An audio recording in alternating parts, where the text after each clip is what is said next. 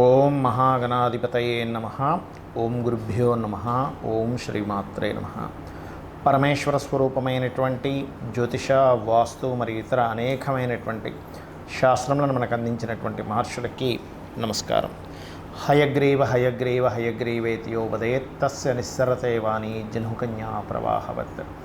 అరుణాం కరుణాతరంగితాక్షీం ధృతపాశాంకుశపుష్పబాణచాపాం అనిమాదిభిరావృతాం మయూకైః అహమిత్యేవ విభావయే భవానీం. శ్రీమాత్రే నమః. మనం ఈరోజు నవంబర్ మాస ఫలితాలు ఏ విధంగా ఉన్నాయి చెప్పుకునే ముందు ఇక్కడ ఏంటంటే అసలు గ్రహస్థితి ఏ విధంగా ఉంది అని చెప్పి చూసుకున్నట్లయితే, గ్రహస్థితి మనకి నవంబర్ మాసంలో గురువు వృషభ రాశిలో వక్రించున్నాడు, మీనంలో రాహువు, కన్యలో కేతువు, అదేవిధంగా కర్కాటకంలో నీచబడినటువంటి కుజుడి యొక్క స్థితి ఉంది. అలాగే మరొక విషయం ఏంటంటే, ఈ యొక్క తులారాశిలో రవి 16వ తేదీ నుంచి వృశ్చికంలోకి మారుతున్నాడు. ఎప్పుడైతే వృశ్చిక రాశిలో శుక్ర బుధులు ఉన్నారో, ఈ శుక్రుడు 7వ తేదీ నుంచి ధనస్సులోకి మారడము, ఆ బుధుడు అక్కడే ఉంటున్నాడు కాబట్టి మనకి దాదాపుగా 20వ తేదీ చేంజ్లో వక్రిస్తున్నాడు కూడా. మరియు 16వ తేదీ ఎప్పుడైతే రవి వృశ్చికంలోకి మారుతున్నాడో అదే రోజు శని వక్రగతి కూడా వక్రత్యాగం అవుతుంది. ఈ యొక్క గ్రహస్థితిని అనుసరించి ద్వాదశ లగ్నాల వారికి మరియు ద్వాదశ రాశుల వారికి, లగ్నం తెలిస్తే లగ్నం నుంచి చూసుకోండి, లేదంటే రాశి మాత్రమే తెలుసు అనుకునేటువంటి వారు ఆ రకంగా రాశి నుంచి చూసుకోవచ్చు. అయితే మీకు ఏ విషయాలు జరగనున్నాయి, ఎటువంటి విషయాల పట్ల జాగ్రత్త వహించాలి, ఏ దేవతారాధన చేసుకోవాలి, ఏ గ్రహారాధన చేసుకోవాలి అనేటువంటి విషయాలు చెప్తుంది నేనైనప్పటికీ కూడా చెప్పిస్తుంది సాక్షాత్ లలిత అమ్మవారిగా భావిస్తూ ఒక్కొక్క లగ్నం లేదా రాశి గురించి తెలుసుకుందాం.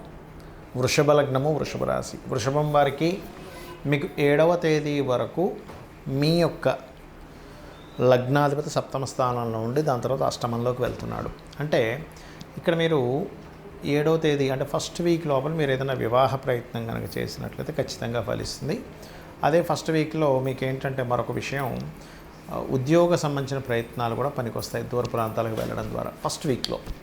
మరి 1 వీక్ దాటిన తర్వాత ఆయన అష్టమంలోకి వెళ్ళినప్పుడు ఏమవుతుందంటే, సర్వసాధారణంగా కాస్త అష్టమంలో ఉండే శుక్రుడు కాస్త అక్కడ ఉండే నక్షత్రాలు అవి చూసుకున్నట్లయితే కొన్ని మిస్కమ్యూనికేషన్స్ అనుకోండి, లేకపోతే ఒక్కోసారి మనం ఓవర్గా ఒక్కోసారి గొడవలాగా అయిపోతూ ఉంటాయి కొన్ని విషయాలు మాట్లాడేటప్పుడు.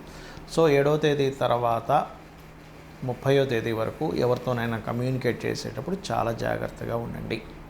అలాగే ఇక్కడ జీవిత భాగస్వామి ద్వారా ధనం రావడం, జీవిత భాగస్వామి పేరు మీద ఏదైనా మీరు వ్యాపారం ప్రారంభించాలనే ప్రయత్నం చేయడం అనేది చూపిస్తుంది. కాకపోతే 3వ స్థానంలో కుజుండి 6వ స్థానంలో రవి ఉన్నందుకు ఇక్కడ 2 విషయాలు జరుగుతూ ఉంటాయి. ఇక్కడ ఏమిటది అంటే, ఒకటి దశమ స్థానంలో శని ఉండి కుజుడు దృష్టి ఉన్నందుకు ఇక్కడ ఏమిటంటే పర్టికులర్గా 3వ స్థానంలో ఉండే కుజుడు నీచభంగ రాజయోగం ఏర్పడింది. అంటే కొన్ని అగ్రిమెంట్స్ అవి కొన్ని ఎప్పటి నుంచో ఆగినటువంటివి జరగడం, అది కూడా కొంత స్ట్రెస్ వచ్చి జరగడం అనేది జరుగుతూ ఉంటుంది. అంటే ఇది అసాధ్యము, ఇది లక్కీగా వచ్చింది అగ్రిమెంట్ మనకి, ఇట్లాంటివి కొన్ని చూస్తారు.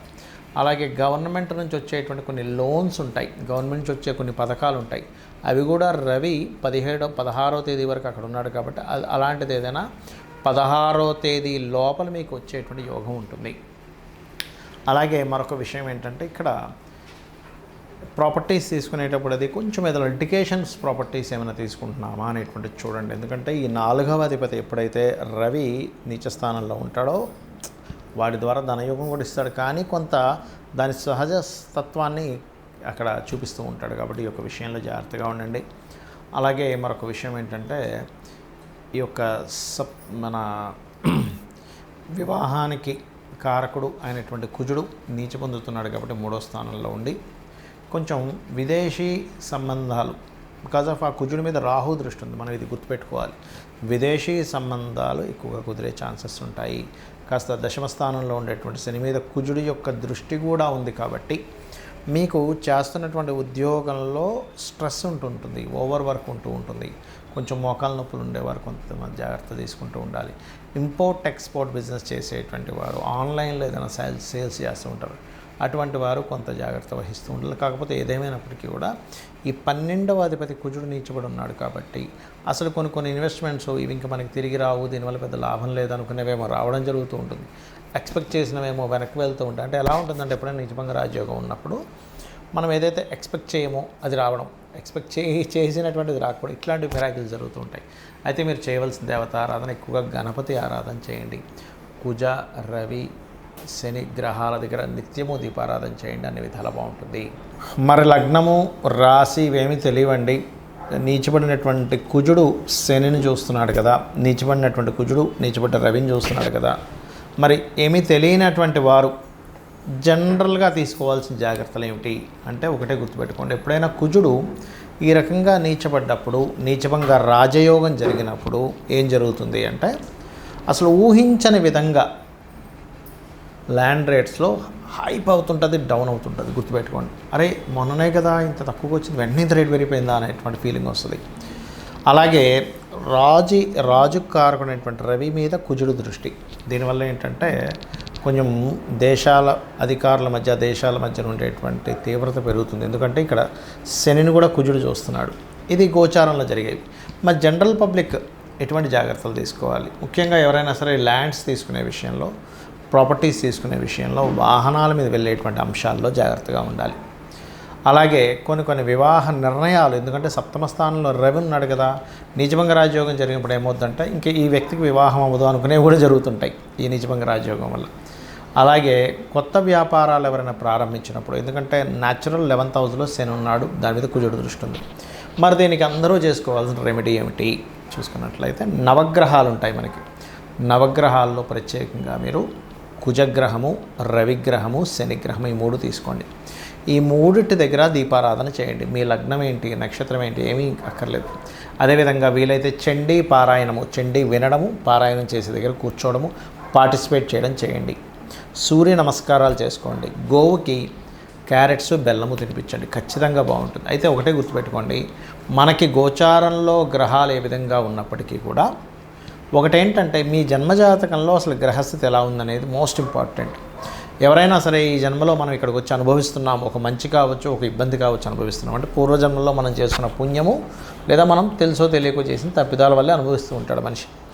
అలాగే మరొకటి కూడా ఉంటుంది, మన పూర్వీకులు ఇప్పుడు చూడండి, మనం తండ్రో తాతో ముత్తాత వాళ్ళు చనిపోయిన వాళ్ళకి పిండ ప్రదానాలు, ఆబ్దికాలు చేస్తూ ఉంటారు. అవి చేసేటువంటి సరిగ్గా లేకపోయినా, అంటే మీరు ఇంతకుముందు ఎత్తినటువంటి జన్మలకు సంబంధించిన వాళ్ళు ఎవరైనా సరిగ్గా చేయకపోయినా కూడా మీరు ఇక్కడ ఇబ్బంది పడుతుంటారు, అది గుర్తుపెట్టుకోండి. కాబట్టి మీరు చేయవలసింది ఏమిటంటే, అమావాస్యకి మీ పితృదేవతల కోసమని మీరు దానం ఇవ్వడం. ఎందుకంటే పితృదేవత అనుగ్రహం కూడా చాలా ముఖ్యం.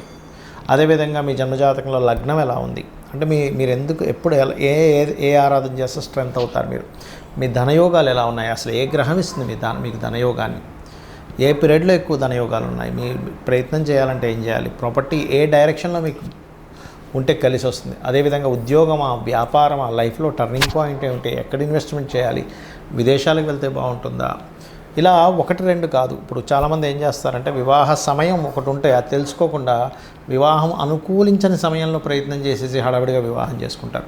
అప్పుడు ఆ కాలం అనుకూలించట్లేదు కాబట్టి మీకు అది కనెక్ట్ అవ్వదు.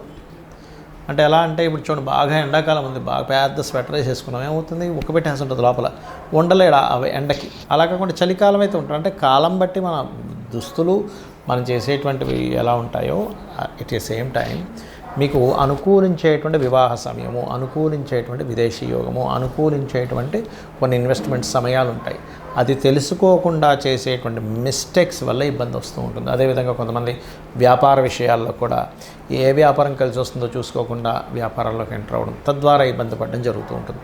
అలాంటప్పుడు అసలు ఎట్లాంటి వ్యాపారాలు, సర్వీసెస్ ఇచ్చేవేమైనా పనికి వస్తాయా, లేదంటే జాబే చేసుకోవాలా, ఇంకేదన్నా అనేటువంటిది మీ పర్సనల్ చార్ట్లో ఉంటుంది. ఇలాంటి చిన్న తప్పిదాల వల్ల కూడా మనం ఇబ్బంది పడుతూ ఉంటాం.